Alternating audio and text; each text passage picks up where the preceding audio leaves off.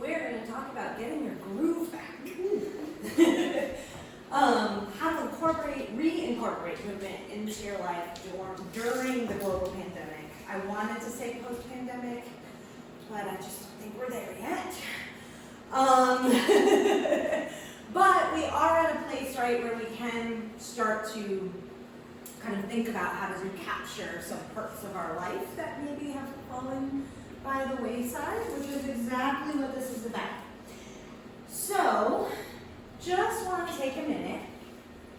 We're going to do reflective practice in a second on this, but just to kind of highlight some things that happened to movement in your life in the year 2020, right? So one of them was all our gyms closed, forcing us to exercise in the living room, if at all, right? If you were like me, you gave up on the whole living room thing pretty early on. Gyms did open back up, right? But some of them didn't open up in the way that they had been open before, and they still haven't, right? So we still have gyms that were 24-hour open. Now they are closed at like 9 and 10 p.m., right? So this is a major thing that kind of got nixed in 2020 out of our lives, right? Beaches and parks were closed or at limited capacity. Why they did that, I don't know. But it again made it so that you then were like, oh, my gym is closed, I'll go for a walk at the park. No, just kidding, no, you won't.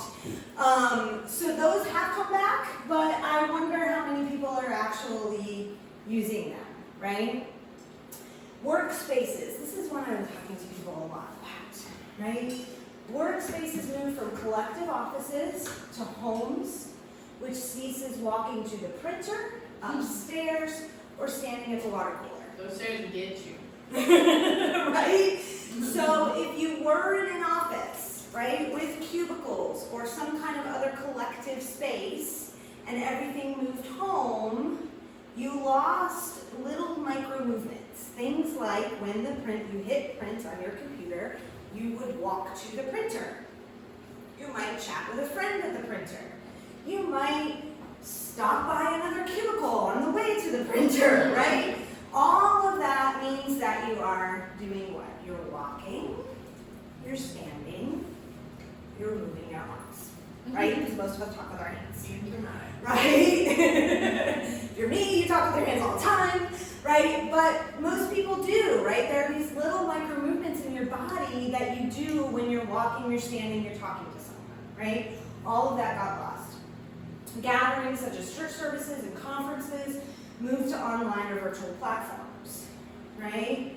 And we're going to talk about this a little bit about the virtual platform and what it does to your body, right? Because even though you're talking and you're looking at the other person's face, there's a lot of stuff that we don't do when we're looking into a screen, as opposed to when we're actually talking face to face, right? And we might not realize that. So, I just want you can close your eyes if you like, and do a little self-reflective remembering, and I know it's hard, but I want you to take a moment and reflect on how much movement was in your life in 2019. See if you can find some anchor in memory for 2019, right? Maybe it was a concert you went to or some life event that happened that reminds you what 2019 was. Think about how much movement was in your life.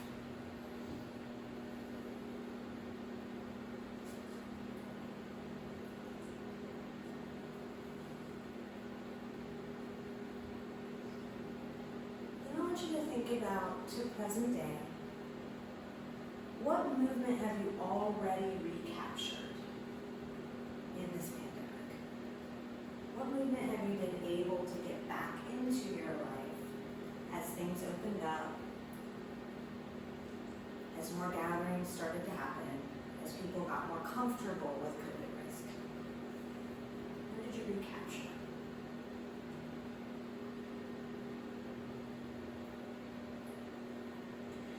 And then what types of movement have been seemingly forever lost in your life?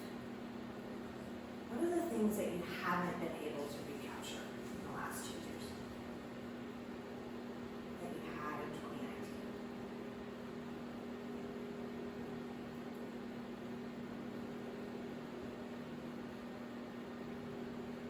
Okay. You look at your eyes. Anybody want to share what came to mind? I went to Colorado in 2019 and hiked a very tall mountain, and that got me good because that mountain was intense. And it was like the first thing we did when we got there, and I was like, oh, elevation, oh, and a mountain, and climbing a rock, and like, what's going on? And then I was thinking how like I haven't traveled really to too many like adventure spots since then, you know, because I feel like I used to do that a lot, but I haven't done that as much. Yeah. So travel kind of dropped out of the equation, right?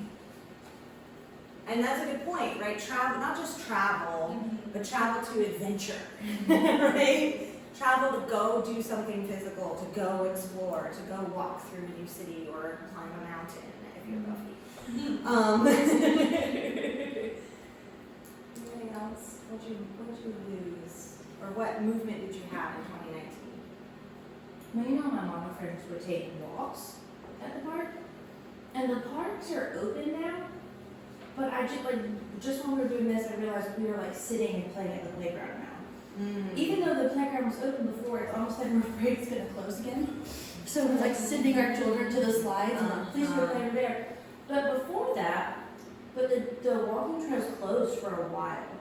And then they did open back up for a little bit, but it was weird, like you had to follow arrows and go in a certain direction.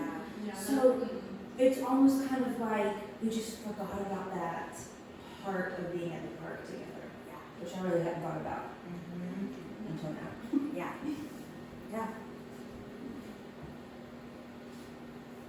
Mine was similar-ish. In 2019, we lived in Utah. And so we did a lot more like adventure things. And then when COVID hit, even like the national parks and stuff closed, and we missed out on a lot of things we were going to go do before we moved. But same thing, like we have had all these plans for when we lived here. Or like in the past few years, like we should go do this and we should go do that. And ever since COVID, really, like we haven't really traveled. Like we've done like family, like a few things, but not like we were before, like adventuring regularly. So I do think that, and that was definitely something we were active in, did kind of like die off.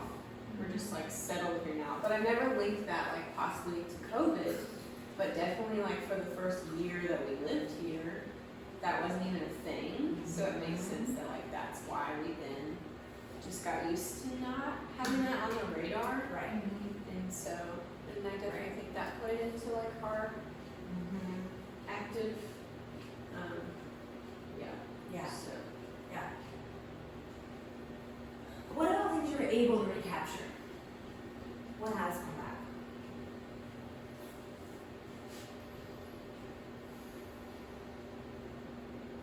Well, I have been able to go to the gym because the gym that I go to is not like a 24 fit or anything like that. So I've been able to like schedule times to go back and not have to wear a mask, you know, when I'm in there, because that's why you didn't catch your girl at the gym before. So I had to wear a mask. Hard to breathe. I can't breathe. Right. Yeah, and I didn't even mention that before, right? That gyms closed for a short time. When they reopened, there were these requirements of wearing masks. So I know for myself, I didn't go to ballet, I didn't go to dance because I was like, I am not in enough shape to do that with a mask on. Like, it's just not gonna happen, you know? And so we dropped those things out, and then when do you pull them back in, right? Like, you kind of think about what can you recapture, or what have you recaptured. Well, and I also feel like I'm going, but I am freaking out about writing everything down because I'm afraid somebody's going to see me go from one station to another. And though in my head I have it, I'm going to write that down in just a second. I'm afraid someone's going to report me to the gym manager, and then I'm going to be like, no, I was coming back to that. But then I kind of think about this the already don't want to be here. So yeah, so Yeah. it's kind of like there, but also not the same. Yeah, not the same. Yeah, exactly. Yeah. Anything that we've sort of seemingly forever lost? Something that you haven't been able to get back in your life that was there in 2019? Freedom. I mean, if we're just gonna go like ethereal on it a little bit, I just feel like there are so many like even just going back to that idea of like adventuring and like scheduling a mountain trip without qualms or like, am I gonna have to pack my masks in that city? I don't know. Or like, what is the, you know, if I fly to another country, what are they gonna make me do? Right. And it's just not this like ability to just like, just Yeah. go and be and, you know, all things. I feel like now I think about what's life gonna look like in 6 months more than I ever would have before. Like, will there be a massive change that changes all of us and you know, like I never would have thought about that in 2019 the way that I do now. Like when we booked a Disney trip and took it within a month, where usually we book it and save for Yeah. you know years. Right. And I was like, we have to do it now. We don't know if the whole, we don't know. Right. We don't know if they're gonna be open. We don't know if they're gonna be open in 2 months. We have to go now. Which honestly just could have been me trying to get my husband to go, but also I feel like what has been lost is just the kind of like, oh, we'll be good to go in 6 months. You know? Yeah. Right. That feels a little bit kind of like, Yeah. Yeah. Mm-hmm. And that has an impact on your body, right? So, just speaking about the lack of actual movement, right? So there are some scientific impacts on the reduction of movement in life, right? So a sedentary lifestyle has an array of adverse health effects, including elevated all-cause mortality. So you just are more at risk of dying. Cardiovascular mortality, so particularly heart disease, right? Cancer risk, risks for metabolic diseases, musculoskeletal diseases such as knee pain and osteoporosis are also prevalent, right? So our bodies are designed to move, right? So when we settle into a lifestyle that has less and less movement, these are the kinds of things that start to happen. Right? The natural process of sort of keeping organs running and keeping our bones and our muscles conditioned to carrying weight and doing things, right, starts to decline. It is indisputable that the negative health impacts intensify with increases in total daily sedentary times. So for this reason, it's important to reduce the sedentary time as much as possible. So you know how you can, on most phones, you can like set it to tell you how many hours you've been on it, right? What if we had a way to know how, like, if you wore like, and actually probably Fitbit and things like that kind of do this, right? Yeah. To tell you how long, how many hours a day you've been still, Oh, right? yeah. They tell you like Hours stand a up. day. Yeah. Yeah, you've been actually sedentary, right? I know. Because, right, no one wants to know that, right? Get out But there, this would be a way to track that you're health risk for it, right? Because increased times sedentary have higher rates of these conditions, right? So we gotta find a way to kind of get that balance back where you kind of have more movement in your day, right? So studies observe better health outcomes with a short sedentary bout, with intermittent physical activity, with light physical activity, or simple muscle training, right? Intermittent interruptions of sedentary behavior during work and rest with physical activity.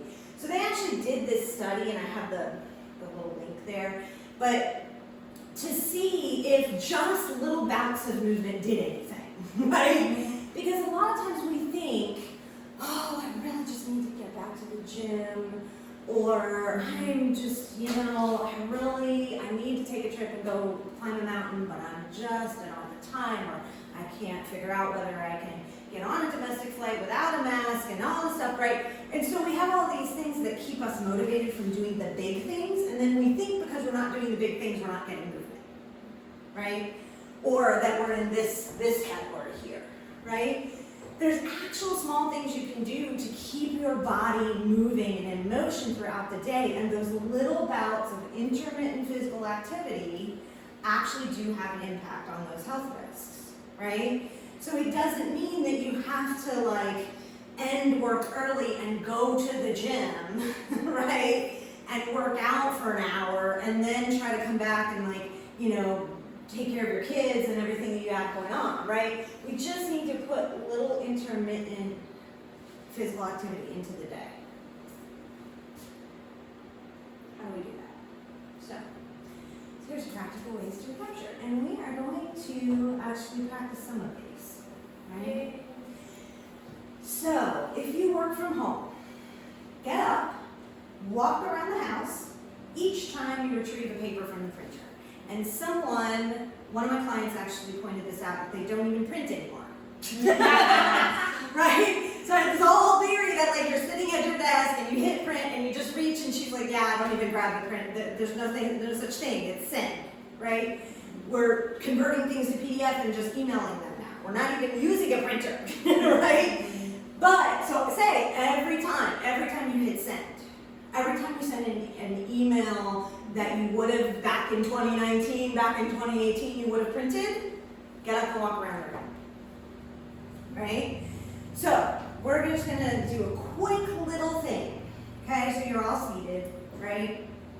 Take a minute, notice what your body feels. You don't have to go into like a deep reflective practice, right? Just notice. Just notice if anything's tight, anything uncomfortable in the chair, any bone that's like, oh, I need to move, right? Just notice, just do a little scan. Note it, get up, walk a circle around your chair or around the cluster chairs.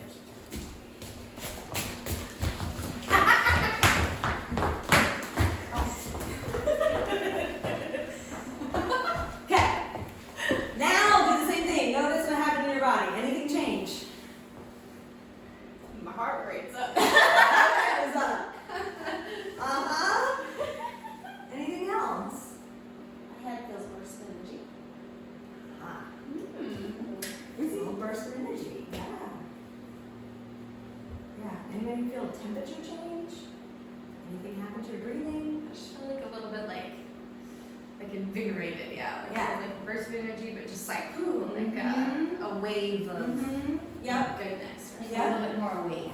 Maybe. Yes. Yes. So the other thing this does, right? Not only are we helping to reduce health risks and the risk of osteoporosis, right? But also this is so good for our mental health, right? You get up, you walk around the room, you change your visual field, right? Change your orientation to the room, it boosts mood, it clears your head. So it turns out probably we were a lot more productive when we had to walk to the printer. Just saying. Corporate America might want to listen. But, right?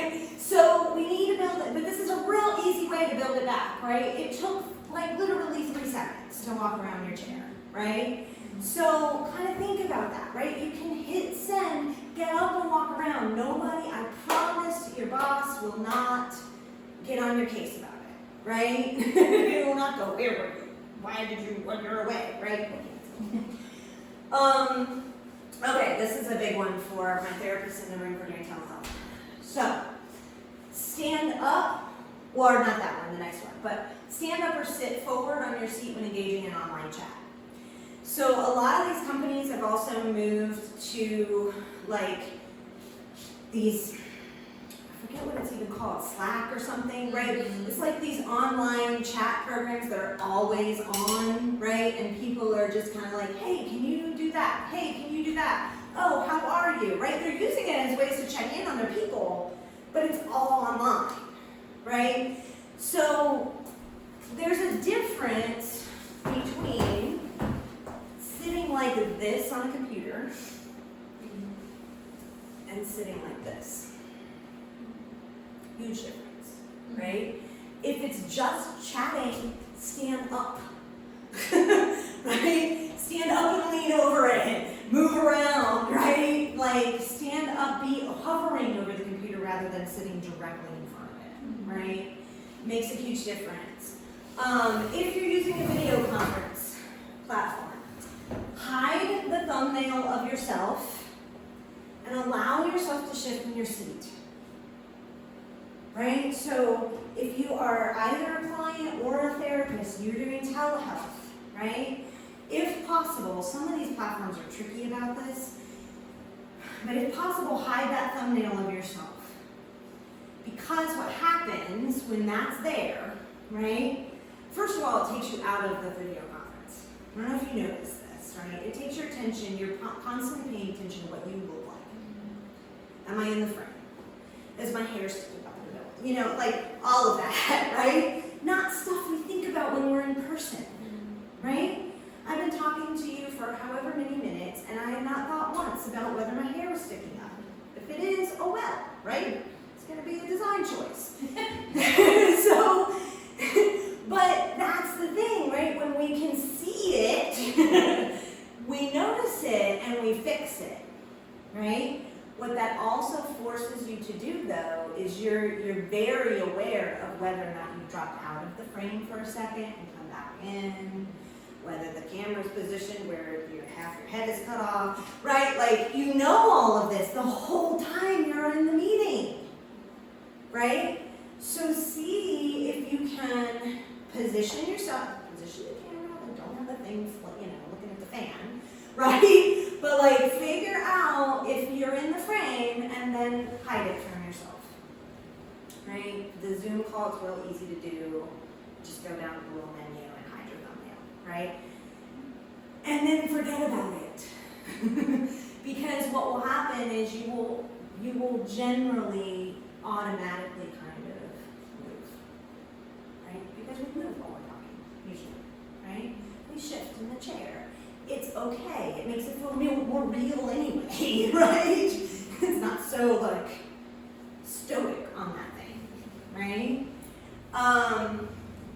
Yeah, that's a big one because we are making ourselves more sedentary by doing these video conferencing the way we're doing them because we're literally keeping the body rigid, right? I feel this all the time in my office. If I'm in person, right? I'm in my chair, got my legs crossed, I'm kind of doing the thing while I'm talking to people, right? If you see me, you know, I talk with my hands, I do all these things. If I'm on telehealth, right, I am sitting with that computer on my lap, staring at the lens, zero movement in my body, right? And so we've got to kind of try to get out of that. And a lot of meetings are happening on Zoom and things like that. We've got to kind of loosen that up. Otherwise, we're really going to be in trouble. Go for a 15 to 30-minute walk at the beginning and the end of the day, simulating a commute. If you are working from home and there's no more commute, right? Nobody said this actually about 2019, right? And it might be because a lot of us here work here, so we are still doing a commute, so we come here. But people who went from like, you know, big corporate collective office spaces to working from home, they lost their commute. And some people might say, well, that's awesome. I don't have to deal with Wilmington drivers. I don't have to deal with any of that. You gotta understand that commute is so important, right? It's the delineation between the beginning of the workday and the end of the workday. It's a transition point, right? Especially at the end of the workday, it's the time for you to just be in your car and sing to the music or whatever before you have to deal with whatever is at home. People lost that. So I say, do something that simulates it. Go for a walk, right? Tell your family, especially your kids, because sometimes they don't understand this whole mommy's working, mommy's not working thing, right?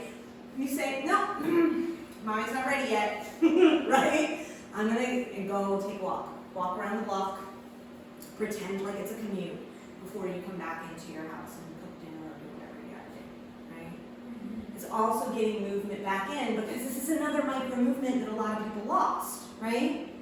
You walk to your car, right? In the car is sedentary, sure, but you're also doing things with your body, right? You're pressing the brake, you're pressing the gas, you're holding the thing, you're playing with the radio, you've got your hand out the window, whatever it is, right? There's movement involved in a commute.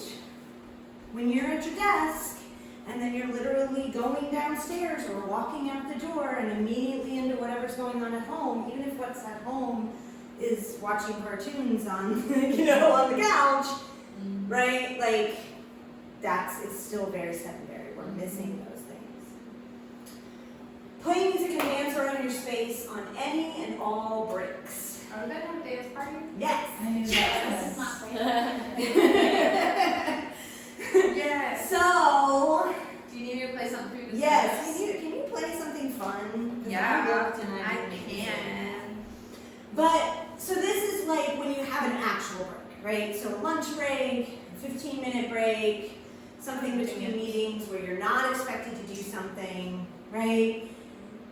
This is so, like, we gotta get this back, right? We gotta do something that kind of, and don't be worried about, especially if you're working from home, nobody can see you now, right? We would not typically do this at the water cooler, for the most part, maybe in some workspaces, I don't know. Those corporations that have like Wine Wednesdays probably do this.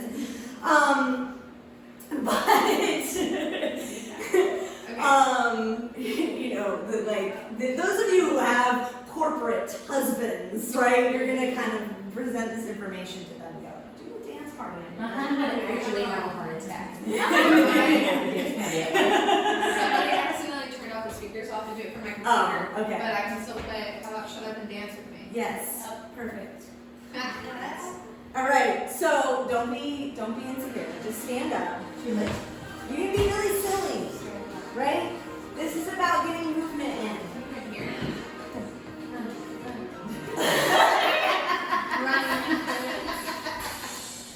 Well, that wasn't even so. All right. I really love this song. Yeah. So you're going to start with something really small, right? Woo! Or you can feel like this and go crazy, right? Shut up. I like it.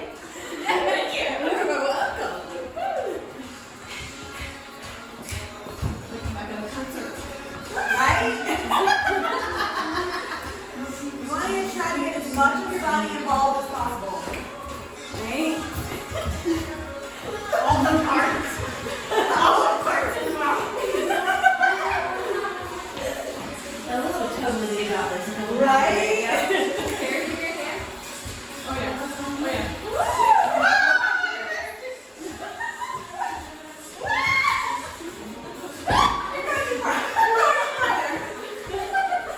Okay, my heart is going to die. Right. Keep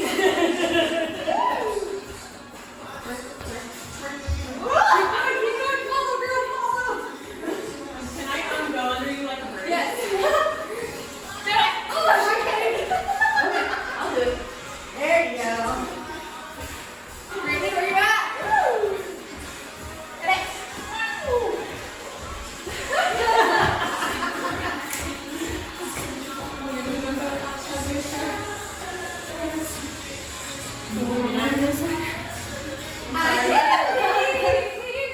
My heart is Right? I'm gonna do slow-mo video. Do it.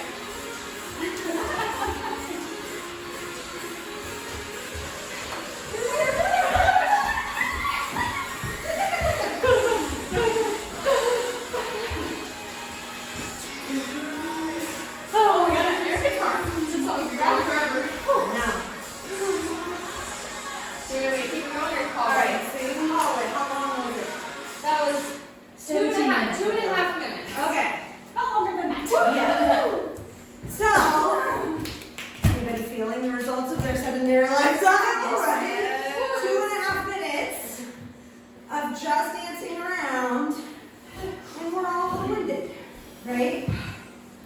But think about if you did that on every break you have during the day. What that would feel like, right? So same kind of thing. Just take a minute. Notice what you feel in your body.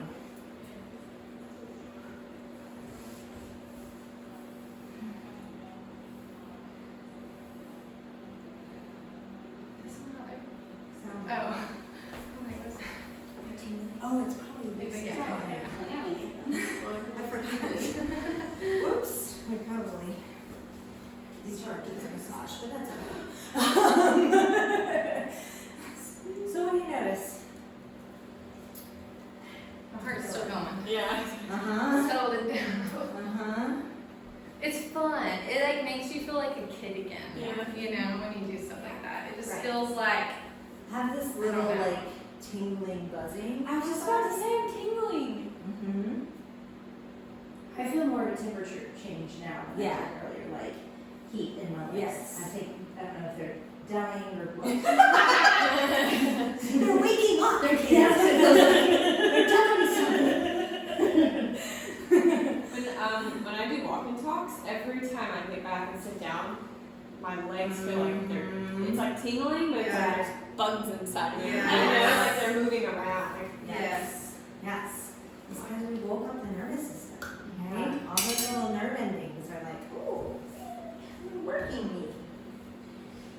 Okay. Slowing it down a little bit, right? If you can't use your chair, if you can't have a dance party in the middle of the day, right? So, these are ways to recapture movement without leaving your chair. So we're just gonna practice, right? So lengthening the spine, this is my favorite one. If anybody knows me, they hear me talk about this all the time, right? It's a, I call it, when I work with kids, I say it's a secret resource, right? Nobody knows you're doing it. But you're literally, whatever, space, whatever shape your body is in, naturally, right? You're just gonna lengthen the spine, you're gonna grow an inch.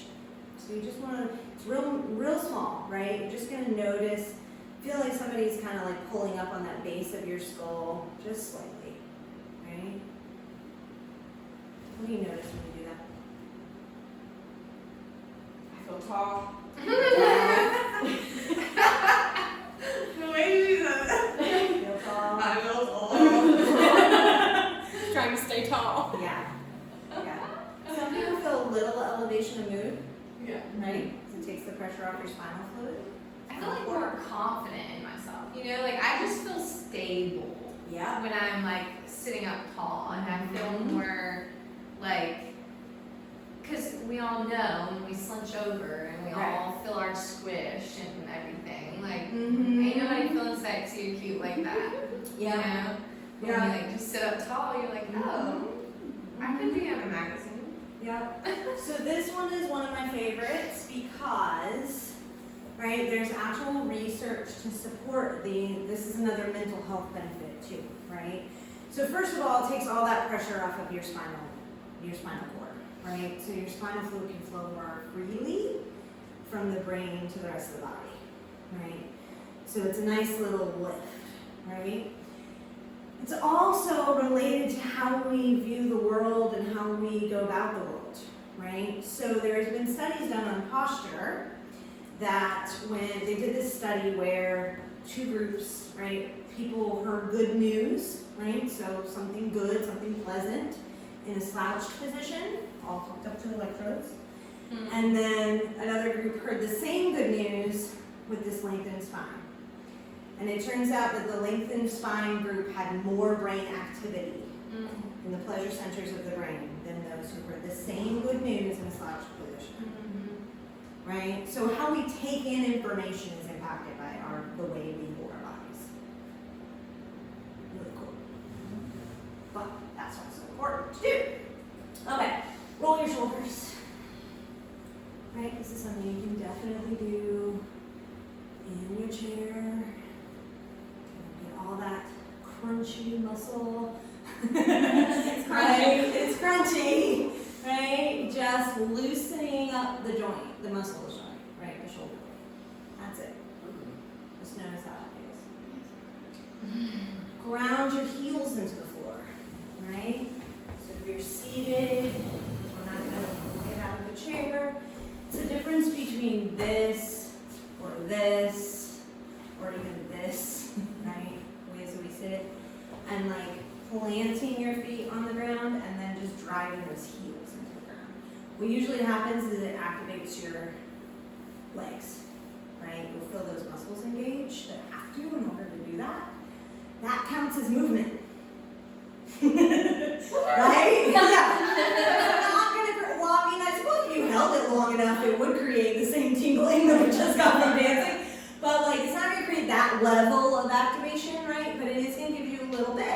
right? It's a tiny, tiny little micro movement. Nobody can see it. Nobody knows you're doing it, but it counts, right? You're changing that body from a sedentary state to an active state when you do that, right?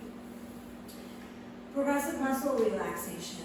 So this one I do with kids all the time, so I would use the language I use with kids because it's fun, right? So just take your hands, you're gonna pretend like you're grabbing 2 lemons and squeeze all the juice out, squeeze. And drop the lemons. Yep.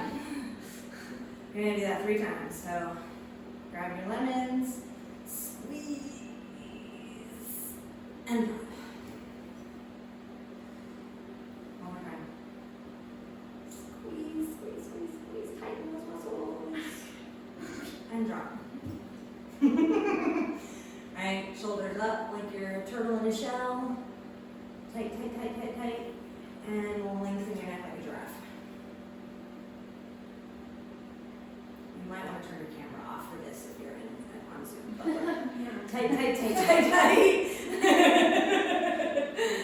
And lengthen. One more time.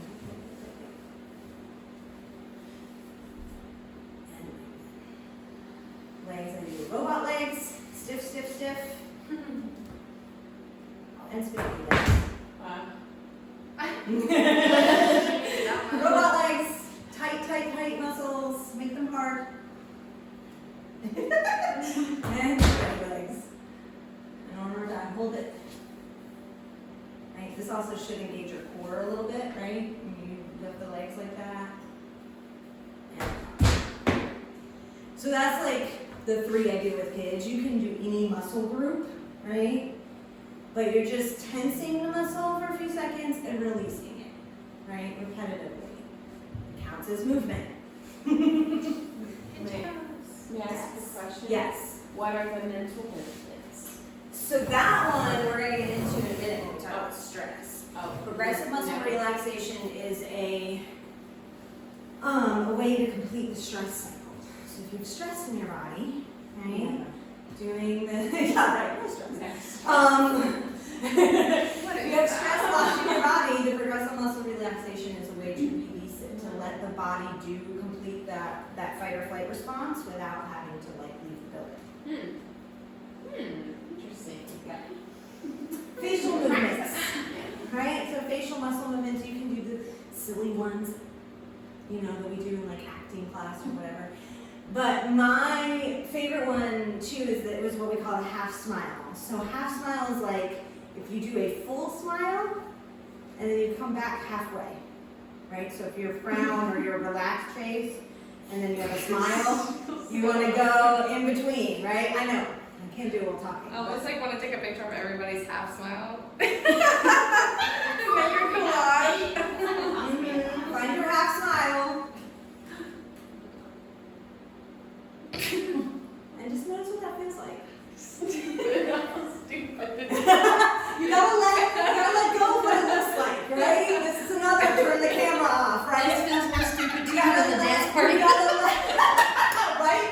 So you gotta let go of what it looks like, right? And hold on to what it feels like. That half smile it's tied into pressure points. It's tied into pleasure centers in the brain. It's actually directly connected to your vagus nerve as well. The half smile? Yeah.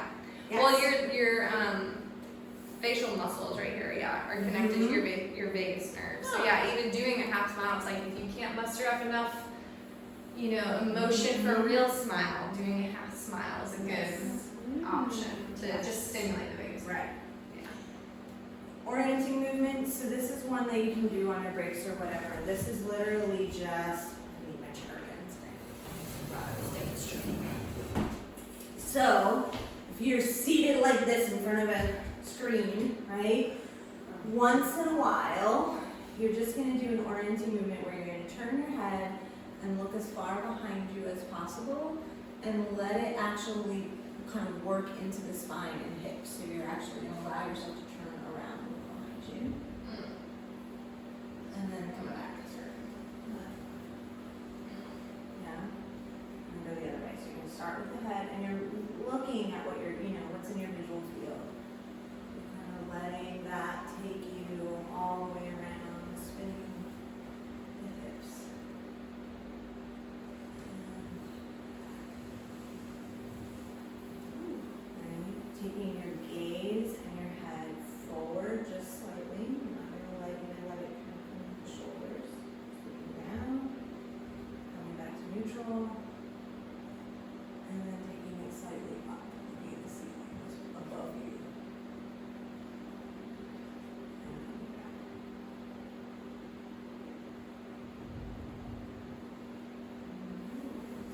That's another complete the stress cycle one, by the way. That's a very soothing thing, right? Body likes to know what's behind it, what's around it, what's above it, what's below it, right? It's safety giving, right? So every once in a while, even if you're in your own home and you know it, it's your bedroom, you know it's there, right? There's something about orienting your body to allow it to actually look and come back, right? And you have to get the whole body involved with that because that's what's kind of sending message as well, right? It's not just what you see, right? It's kind of bringing the whole nervous system into the process. Okay. Close your eyes. Scan your body from head to your toes, noticing any tension or discomfort. I want you to take note of any specific indicators of the need for movement. So any numbness or tingling, body sensations that have come into awareness. See if there's a minor shift that needs to happen that can be done in your chair. And notice the difference when you accommodate it. Make any shifts that need to happen. Take note of what's left. Any tension or discomfort that was not alleviated.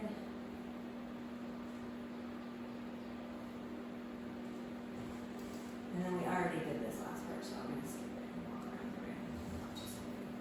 Just notice that shift. Right? We can do minor things. Okay. Moving on. This speaks to what Katie was talking about earlier. All right. I'm going to fly a little bit through this content, but stick with me, okay? This is down to be like the didactic part, right? So, and then there's stress.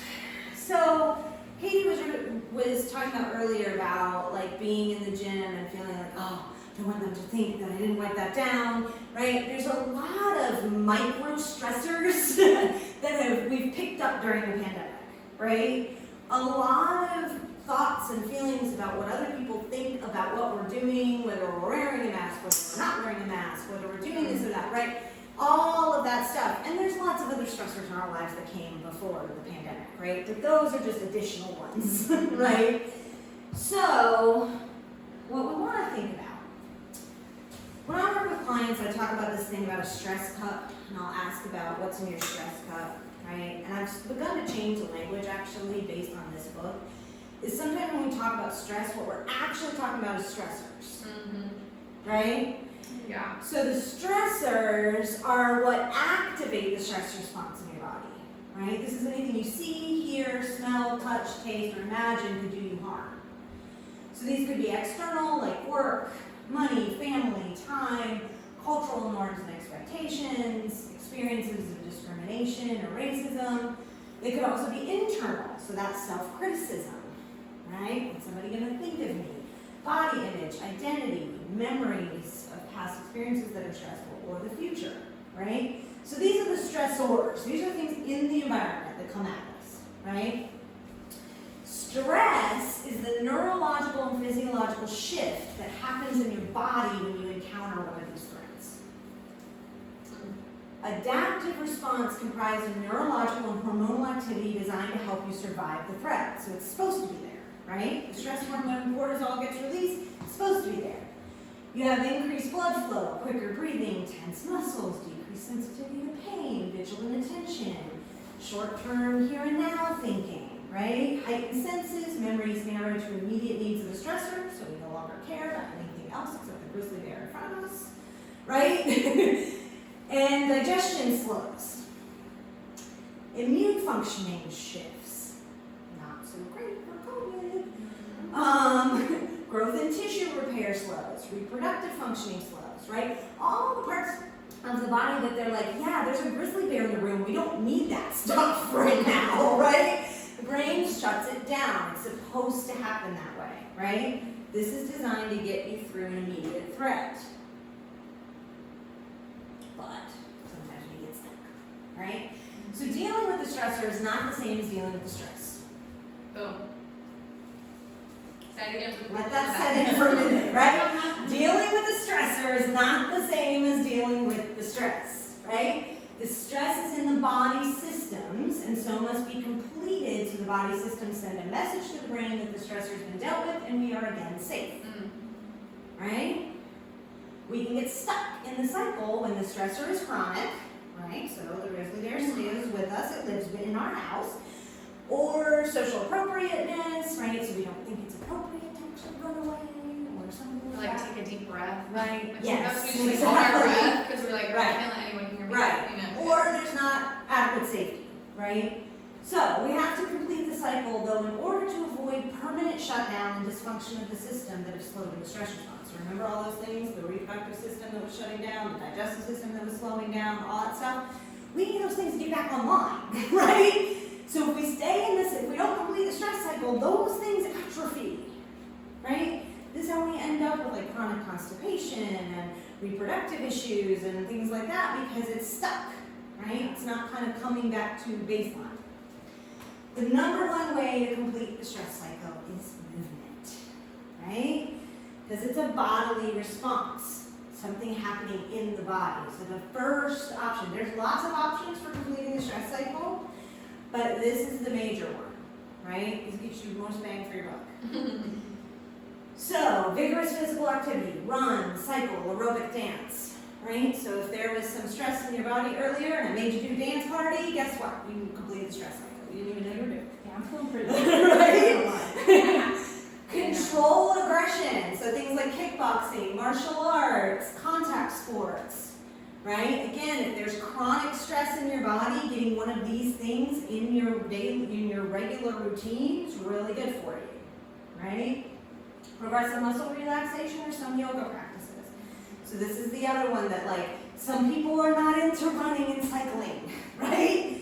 You don't have to do that, right? This is not the only way to get the stress out of your body. You could actually do this and it has the same effect, right?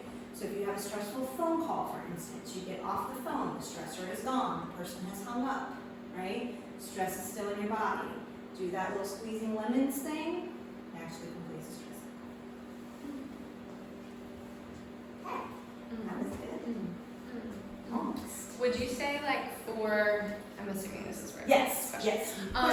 Would you say that for, you know, like, so I'm just thinking about like the difference between like stressor versus stress in your body, and basically some people don't recognize that they're having stressors, so therefore they don't notice that they have stress in their body maybe, or sometimes they notice the stress but they don't, you know, vice versa. It can be like lots of different ways, but would you say, I mean, obviously I think know the answer to this, but just like incorporating movement routinely is helping you complete the stress cycles whether you know what's going on or not, right? Because I think a lot of people maybe hold back from doing that stuff for themselves because they are thinking to themselves like, well, I don't have a lot of stress going on, so I don't need that. Right. But like, basically you're saying we all need it all the time. All the time. Yeah. Because, and this, the stress stuff that I just went through is pulled from a book called Burnout by Emily Nagoski, who I'm a big fan of. People on my caseload hear about her all the time. She wrote the book Come As You Are. That was her first book, right? It's about female sexuality. She's actually a sex educator.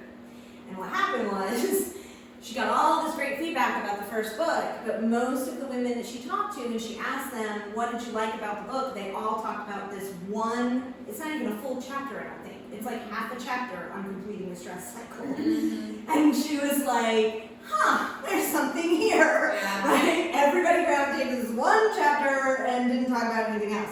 So she wrote the second book called Burnout with her twin sister, who had an experience with where I was talking about how the digestive system doesn't recover, right? So she had major chronic health issues that were related to ongoing stress.